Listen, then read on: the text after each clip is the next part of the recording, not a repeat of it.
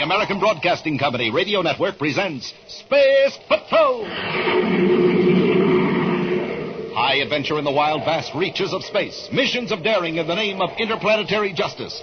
Travel into the future with Buzz Corey, Commander-in-Chief of the Space Patrol. In today's transcribed Space Patrol adventure, Buzz and Happy have been locked in a laboratory on the planet Venus. Outside the heavy door, the criminal mastermind Rolfe Bolger has shouted a weird threat. Commander, is Bolger kidding us? Can he really throw a bottle of acid through that solid door? I don't know, but if he does, try to catch it. He could on the vibration field. There's the bottle that came right through the door. Smoking rockets, the lab is on fire. Hit that door, Hap. The fire's spreading, sir. Fumes. If that door doesn't give pretty soon, we're finished. We'll be back in a moment with the thrilling story, The Invisible Enemy. The United States has seen many changes in the past dozen years, all pointing to a still better way of living. Millions more Americans are working, earning more, saving more. More young people are going to high school and college. More of us are enjoying the luxuries of life, sports, radio, television, the theater, concerts. Church attendance and membership has climbed steadily upward, and, in addition to these material and spiritual changes, have come the miracles of jet propulsion, supersonic flight, antibiotics. The better you know America, the better the future looks. Write for the free booklet, The Future of America, Box 1776, Grand Central Station, New York, 17. Now, today's Space Patrol adventure, The Invisible Enemy. Somewhere in the solar system, there lurks a dangerous enemy. His name is Rolfe Bolger, and he holds control of an invention so revolutionary that the entire resources, enterprise, and courage of the Space Patrol are almost powerless to combat it. Commander Corey, in his first encounter with Bolger and his criminal activities, succeeded in capturing Clayton Slake, Bolger's accomplice and chief muscle man. As Buzz and Happy bring Slake aboard the Terra 5 at the Terra spaceport, the criminal smirks over his shoulder at the commander. Get in that compartment, Slake. Why the rush to take me to the Venus Rehabilitation Center? Are you afraid Bolger might rescue me? Is that it? Frankly, yes. We know that Bolger has an electronic device that enables him to walk through solid matter, through walls of buildings. Sure. Bolger can go anywhere he wants. He can help himself to anything he chooses. Money, government secrets, or, prisoners of the Space Patrol. We're going to be sure he won't get you, Slake. Come on, Happy. Yes, sir. So long, boys. All right, Hap, up forward. Slake sure doesn't seem worried. No, that may be just an act. Or he may be too ignorant to realize the limits of Bolger's device. Well, just what are the limits? If he can walk through solid matter as though it wasn't there, well, he can do just about anything. Bolger's motive is greed, Happy. Sooner or later, he'll attempt something a machine can do, but that Bolger himself can't survive. And he'll destroy himself. That's likely. But he might take innocent people along with him. Let's blast off, Hap. Oh, we're cleared with space control, sir. We've got the green light for space lock number 3. Okay. Close ports. Close ports. Fire jets. Fire jets. Up, ship and away.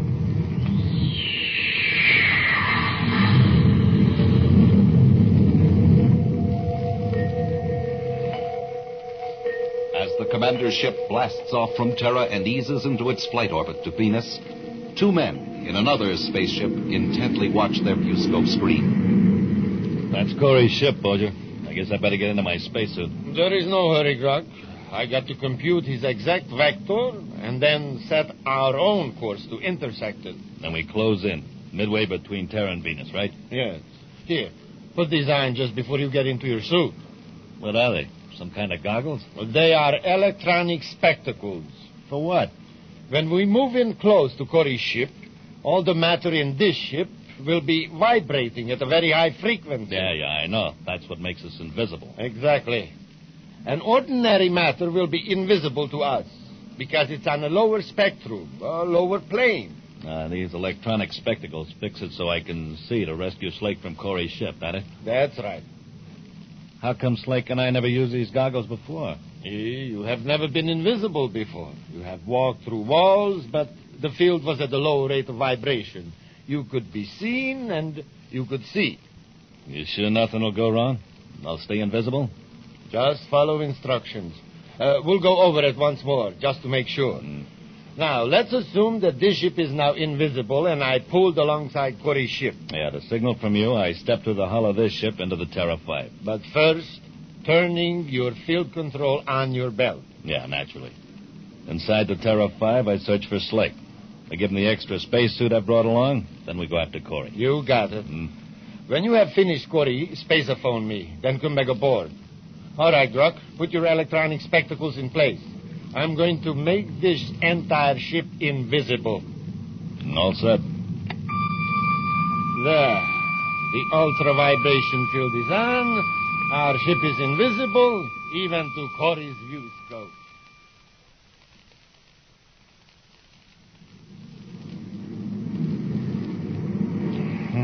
There's no way out of this compartment, that's sure. Hey, what's that?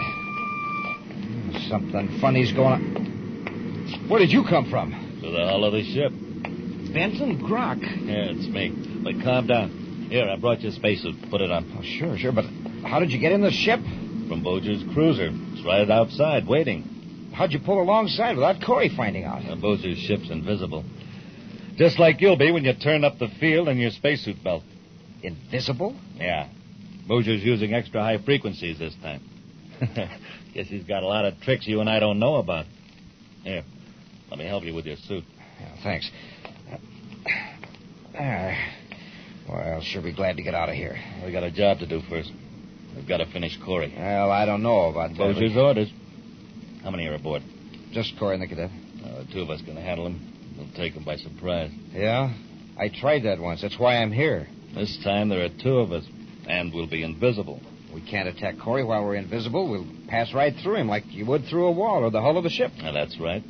While we're invisible, we're as harmless as moonbeams. But we can sneak up on him. Then we cut off the field control. That makes us solid. And then we take care of him. Fast and thorough. Come on, finish with that spacesuit. Oh, wait, I forgot your electronic goggles. The which? These things. You'll need them to see with when you're invisible. I'll show you how they work.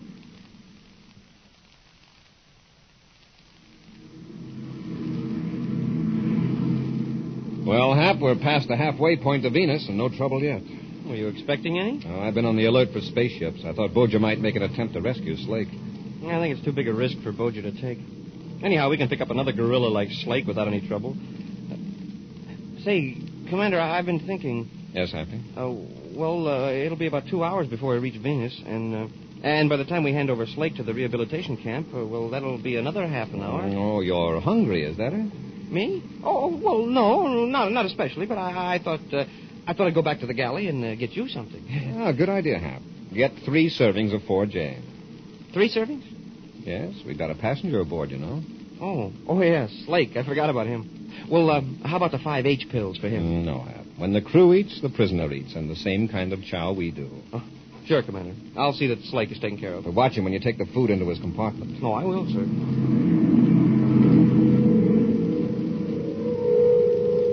In the small galley amidships, Happy scans a row of buttons, then presses one marked 4J 3 times in succession. Within a few seconds, the concealed robot mechanism is releasing the electronically cooked foods on a tray. Happy is so fascinated in watching the process that he does not notice an even more remarkable occurrence in the galley. 2 figures in spacesuits suddenly materialize behind him. Each holds a ray gun. Get your hands up, cadet. Turn around. What? Not a yip out of you either, Buster.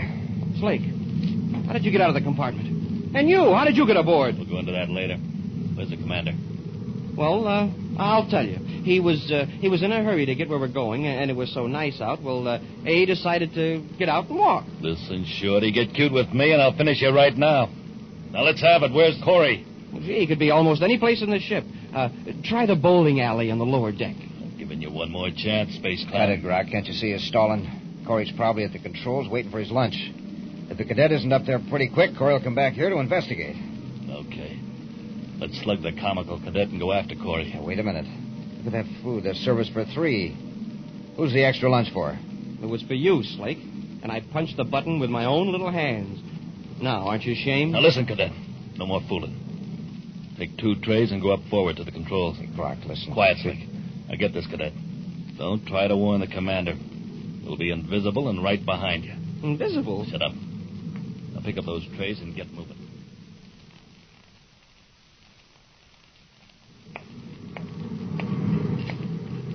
Well, there you are, Hap. I was beginning to get a little worried. Here, I'll take one of those trays. Oh, yes, sir.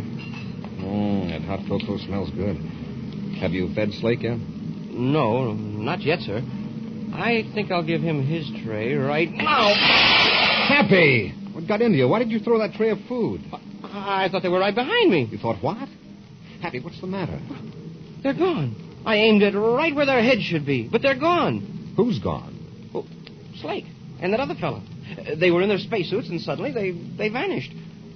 I was standing there in the galley watching the food come out of the robo-server, and suddenly I seemed to hear a voice say... Put up your hands. And there stood... Commander, look, it's Slake. That's right. My pal Grok has you covered, too. You heave the tray right through us, Cadet. Then you were here all the time. Right behind the cadet. But we're not hallucinations, Corey. We're real. And we're going to prove it to you the hard way. We'll be back to Space Patrol in a moment. A big part of Christmas, especially a big part of our Christmas cards and packages, are Christmas seals. The seals that fight tuberculosis. TB strikes 1 American every 5 minutes. But progress in the fight against TB since the first Christmas seal was sold has met a saving of more than 7 million lives. The Christmas seals we use on our cards and packages help bring the greatest gift of all, the gift of good health, not only to our friends but to everyone. This year, use the new double Christmas seals. 1 red, 1 green, the colors of Christmas. Answer your Christmas seal letter. If you haven't received yours yet, mail your contribution to your Tuberculosis Association. They'll see that you get your Christmas seals.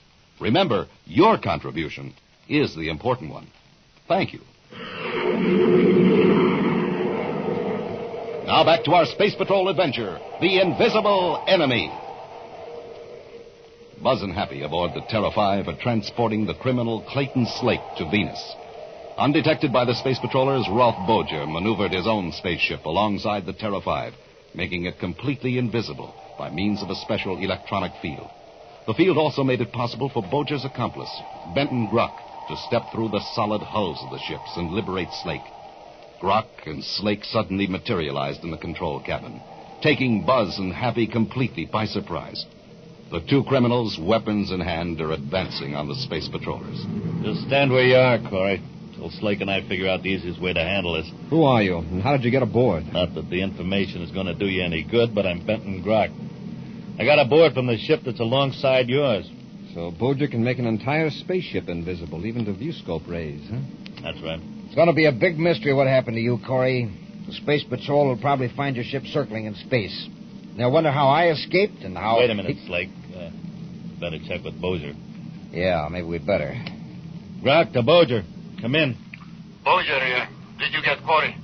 Now, we're holding our ray guns on Corey and the cadet now. How do you want to finish him? Well, put them to sleep with their ray guns. Then smash their spacephone transmitter. And before you leave the Terra 5, open the outer airlock. When the air escapes, well, that will take care of them. Okay, Bolger. Hey, Corey, move away from those controls. I want you hitting them when you fall. Come on, move. All right, Grok. I guess you win this one. What's the matter, Corey? A little weak in the knees, huh? No, my foot slipped, that's all. I probably stepped in some of that food Happy tossed around. He's scared, Grok. The great Corey is scared. All right, have it your way. Hey, what's that? What's happening to the ship? Grok, Slake, what is wrong over there? I can't see the Terra 5. Grok, I'm blacking out. I don't know what's happening, Corey, but I'm gonna get... Grab Slake, Happy. Grok's folded. Yes, sir. Slake's blacked out, too, Commander. Ease him onto the deck. I guess you must have hit the star drive control with your elbow when you slipped. Yes, Hap, I must have. What a lucky accident. Hey, you did it on purpose. Hey, imagine knowing those controls so well you can work them with your back turned and make it look like an accident. Now that we're in hyperspace, Bolger can't find us. Yeah, we've got 2 of his men. Get those spacesuits off of them before they revive. I don't want to have to search this ship for invisible men. Yes, sir.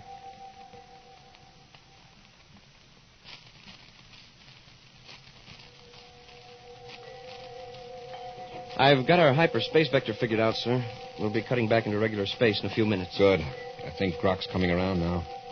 Grok, snap out of it. Grok, can you hear me? What happened? You're in hyperspace. We're as invisible to your pal Bolger as you were to us. Hyperspace? Star drive. We got away from Bolger by kicking into star drive. Where's Slake? He's locked up back aft. Yeah. Instead of losing a crook, now we've got 2. And we're going to have 3, Grok. You're going to help us. Where is Bolger's hideout? I don't know. Don't give me that. If you've got the idea that Bolger can rescue you, just forget it. Now, where's his hideout? He's probably got several. I found this map in your pocket. It's a chart of a section of Venus. Now, what does this mark here indicate? I don't know. You're carrying around a map of a desolate section of Venus and you don't know what it is? Well, maybe I'm going prospecting someday. Oh. Well, I'm going to jump your claim. What do you mean? If this map had nothing to do with Bolger, you wouldn't be so evasive. Hap, we're coming out of star drive. When we pull out, set a vector for Venus.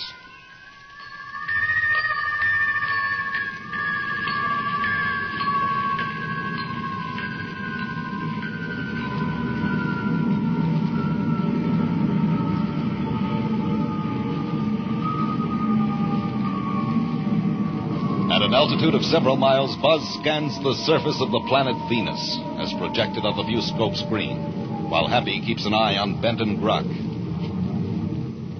There's a structure down there between 2 rows of hills, but no sign of any activity. How does it check with the mark on Grok's chart? Oh, it pinpoints it exactly.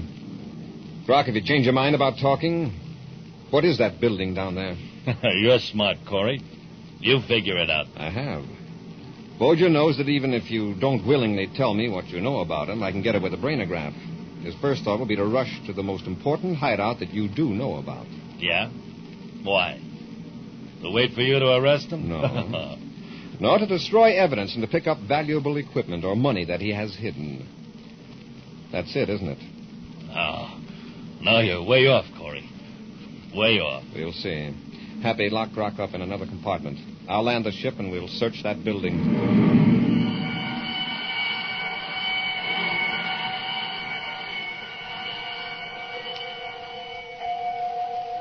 With Grok and Slake securely locked up in the ship, Buzz and Happy land the Terra 5 a few hundred yards from the low, sprawling building in the Venus hills. Now they stand before the heavy front door. Probably locked. It'll be a job to break it in. Strange. It's unlocked. Bolger must feel that isolation is all the protection he needs out here. Maybe. If it is Bolger's place, we'll find out in a few minutes. Come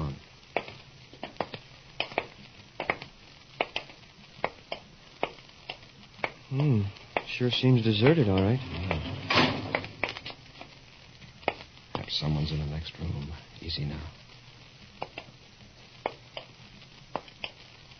Have your ray gun ready. We're moving in fast. Yes, sir. Well, it's empty. Just a bunch of filing cabinets. That's what we heard, a drawer closing. Whoever was here went through that other door. Come on.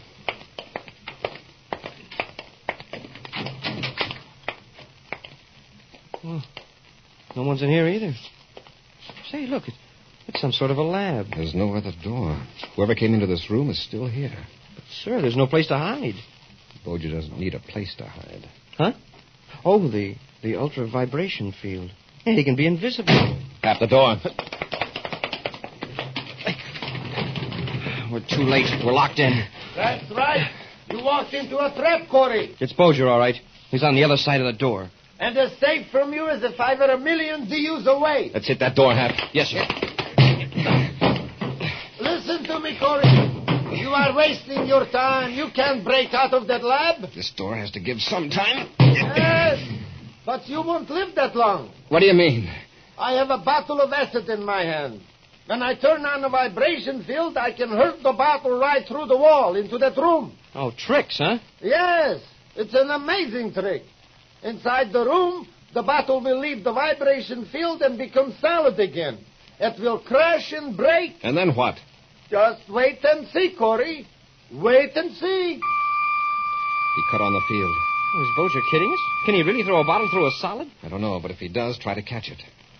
There's the bottle. It came right through the door. Right through the door! Smoking rockets. The lab's on fire. Quick, Hap. We gotta break down that door. Those fumes. Hit the door, Hap. The fire's spreading, sir. If that door doesn't get pretty soon, we're finished.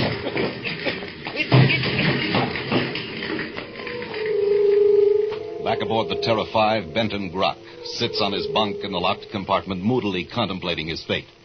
At a strange sound, he raises his head, then leaps to his feet in amazement as a figure materializes just inside the bulkhead.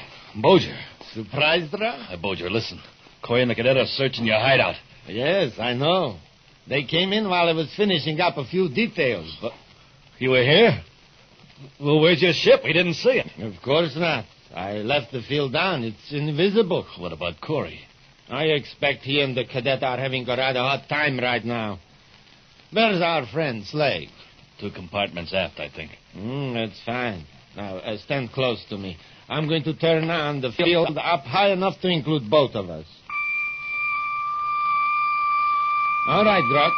Through the bulkhead. We release Slake, and then we get to my ship.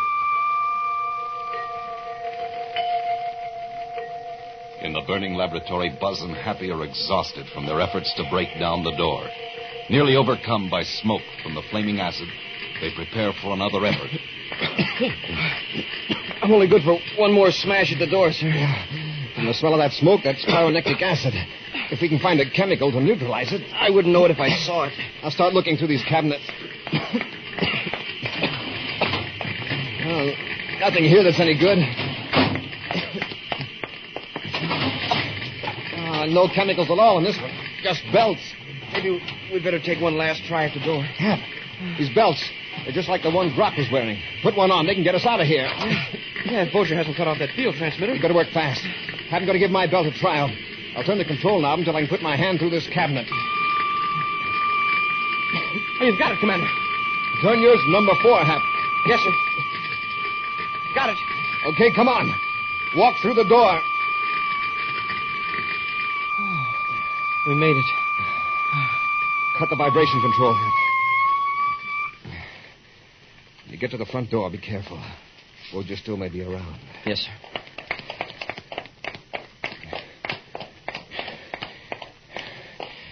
Okay, Hap. Hold it.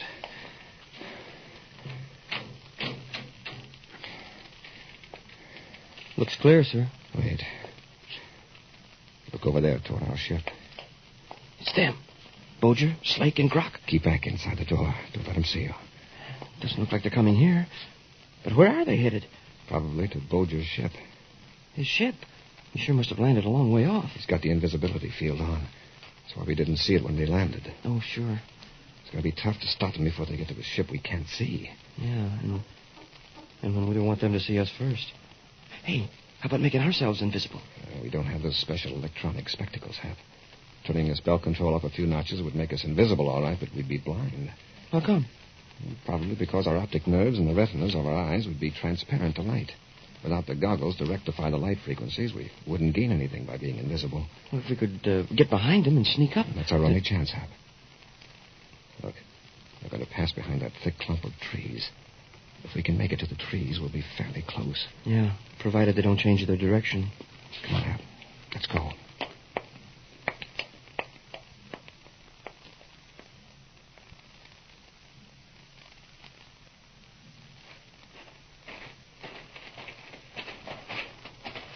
How far is it to the ship, Bolger? Oh, less than 100 yards. It's just this side of that big Venus oak. Imagine being that close to a spaceship and not being able to see it. Mm-hmm. You're seeing the oak right through the hull, Gruck. One thing sure, Bolger. You really took care of Corey. Look at the smoke and flame shooting up over that clump of trees. Yes, the laboratory is in an inferno by now. In a few minutes, the entire building will collapse in flames. I gotta hand it to you, Bolger. Corey sure met his match this time. There is nothing in our way anymore, gentlemen. Incidentally, I will have to board the ship first and cut off the field transmitter. Why? To materialize the ship. Otherwise, you couldn't see to get aboard. And you would pass right through the hull. Oh, sure, I forgot about... Bulger, look behind us. It's Corey and the cadet. I thought you said you'd finish. Listen, Happy. Yes, sir. Bulger, do something. Let go of me, Corey. Bulger, help us. He's gone. Vanished.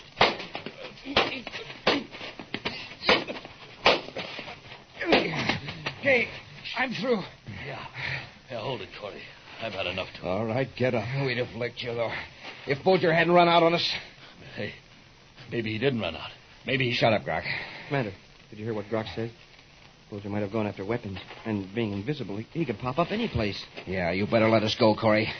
Bulger will be back with a blaster any minute. It'll work just like that bottle of acid back in the lab. Yeah. Only this time he won't miss. He's probably aiming it at you right now, Corey, point blank.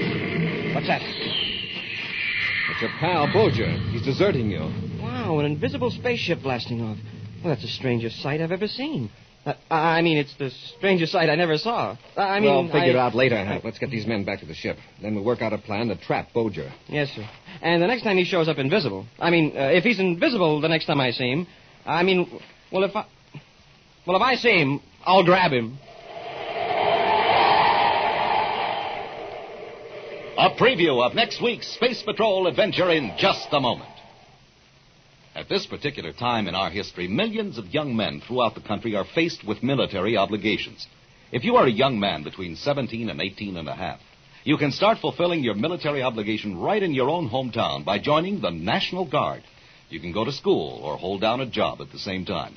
You will go on active duty only if your outfit is needed in a national emergency. The Guard offers many advantages and opportunities for its recruits. These include extra income, learning new skills, pilot training, retirement benefits, and sports and social activities. Get the facts about joining from your local National Guard Armory. Now a preview of next week's exciting Space Patrol adventure. Buzz and Happy are in the Jupiter City Atmosphere Plant, searching for a powerful bomb hidden by the criminal Bulger. Commander, listen. Hear that? It's a timing device. We're close to it. Here, this way. There it is.